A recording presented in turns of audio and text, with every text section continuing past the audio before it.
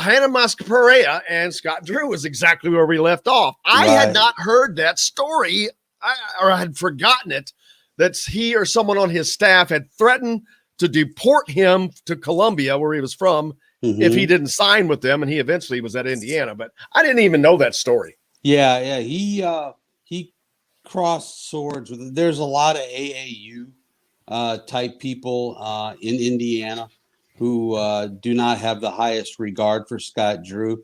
Now, you look at his resume, he's done an amazing job, and he's done it at a school that's, in football country.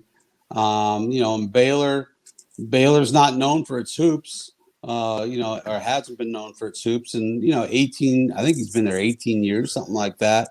So, I mean, you look at the resume and you have to think that he'd be a candidate, but I know that story is out there, and if it's true, that's a hard one to overcome. Yeah, it's kind of like Steve Alford.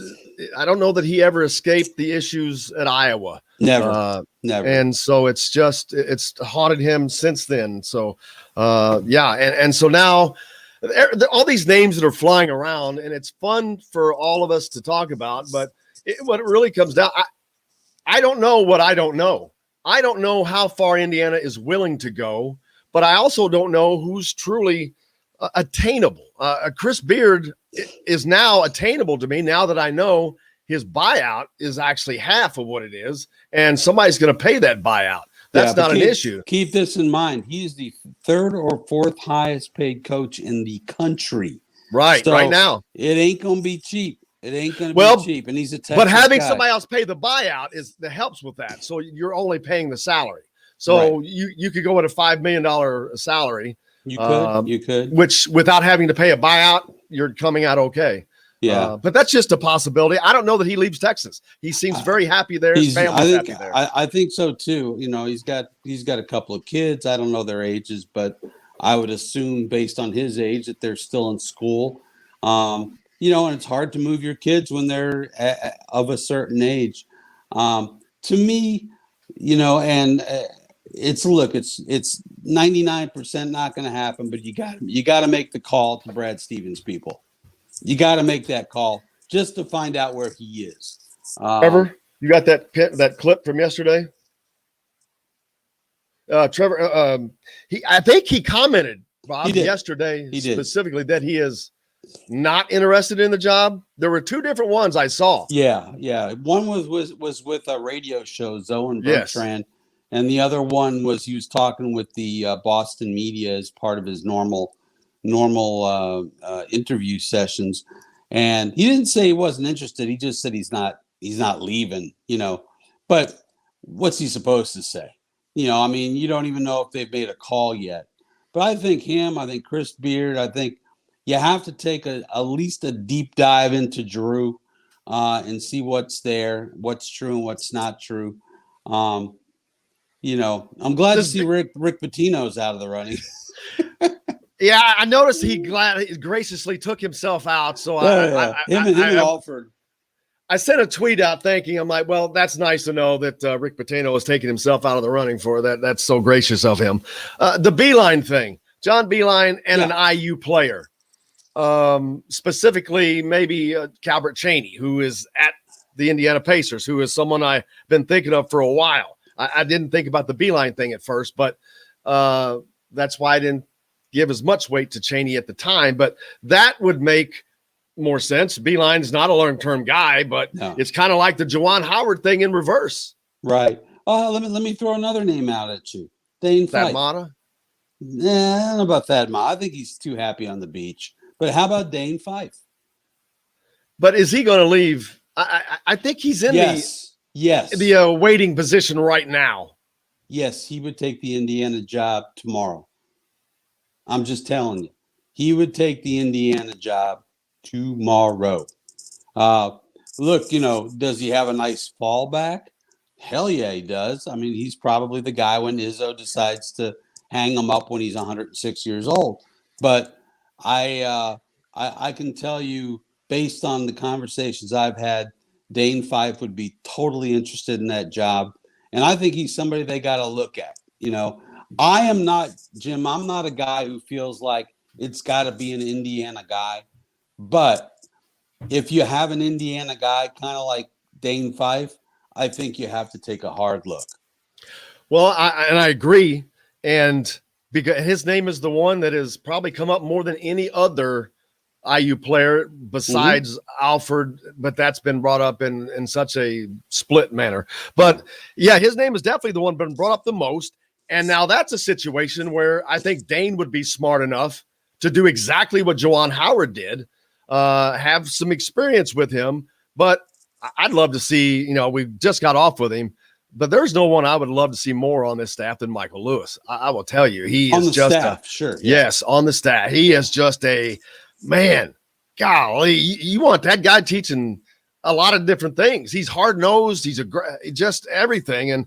And Dane has been under one of the greatest coaches in the game for 9 years. Right. But yeah, I think he would have to have someone of experience on his staff with him for a year or two. Would you, or do you think he's ready to fly? Well, at this level? Yeah, I do. I think, look, I mean, if you bring in a guy like Fife, I agree with you. You want a really strong staff. But you want that no matter what. But I think Dane would fit in seamlessly. Look, he's not reinventing the wheel. I mean, he's learned a lot from Izzo over the years. He's certainly got the big personality. I think he would do a lot of the things that Archie was not good at doing when it came to reaching out to the public. I mean, let's face it, we never got to know Archie. I mean, Archie is a guy who never smiled. You never heard him laugh. I'm sure in private moments he's a side splitter, but maybe not. But I just, at least with Crean made you feel some sort of way. Some people really, really liked him and some found him off-putting, but at least you felt a certain way. I never got the sense that Hoosier Nation ever really got to know Archie Miller. I wish, I just thought of who I really, really wish was here to experience this with us is Terry Hutchins. Well, let me tell you a Terry Hutchins, Archie Miller story, if we have a second. So many years ago, I wrote a column. I don't know what it was about. May have been about Romeo Langford. I don't recall. So anyway, Hutch is down at Huber Winery or Oliver Winery, one of those wineries. I was there. Huber Winery. This is where they do the annual thing. Right. So down in southern Indiana. Right. So as everybody is leaving, Archie starts screaming at Hutch. And Hutch is about 6'5". Right. Let's make that. And Archie is like 5'5". Right. And there's nothing wrong with that. Let me just add No. I'm just saying that. No. I just meant that he's screaming at this guy who's so much bigger than he is. Right. And he's screaming at him. And at some point, Hutch says, "Who do you think I am?" And he's like, "You're that Kravitz guy." And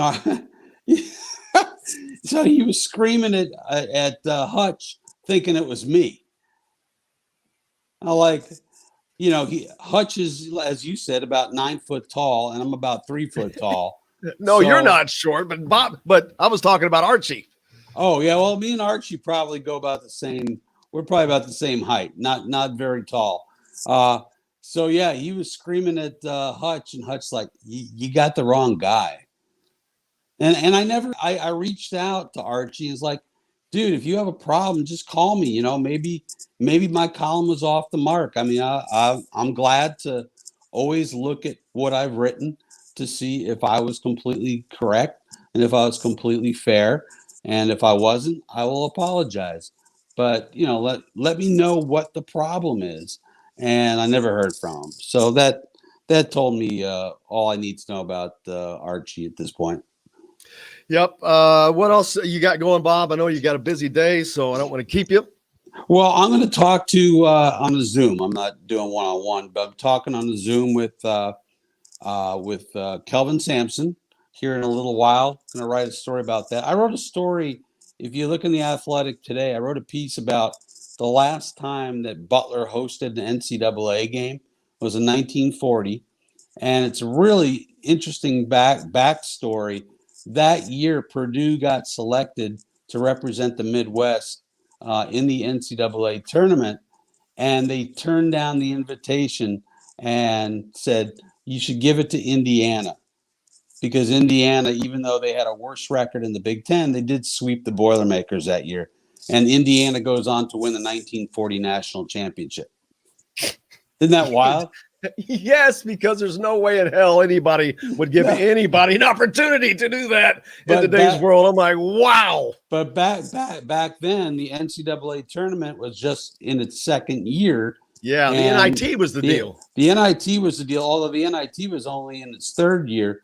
But Piggy Lambert, who was the coach back then, did not want his guys playing all those extra games, and he was scared to death of what he called the White Hats, which were organized gambling type people who eventually caused the 1950 CCNY scandal, point shaving scandal, and he didn't want his guys being in their presence.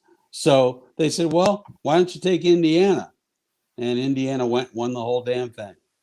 And go to the Athletic. That is a crazy.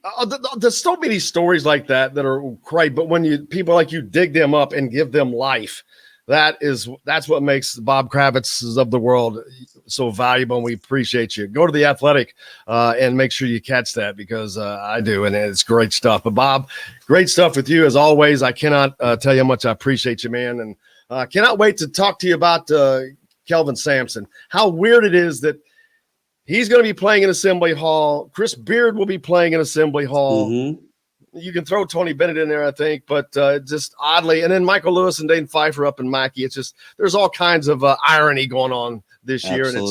And it's all great. And I love all of it. Absolutely. And happy St. Patrick's Day. Oh, yeah, that's right. Kiss me, I'm Jewish. Exactly. So I am Irish, you are Irish. That's right. I am Irish. James Patrick Coyle, but I'm married to an Irish girl, so there you go. I'm close enough. Now that's a combination I don't think I've ever heard of. Irish and Jewish. That's. Oh yeah. We're all out there. It's because I haven't been lucky enough. Exactly. I promise you. Hey man, have a great day, brother. I appreciate you so much. All right, bud. Take care. Thank you, brother. Bob Kravitz joining us here on Indiana Sports Beat. It has been an incredible day. We've gone way long. I'm gonna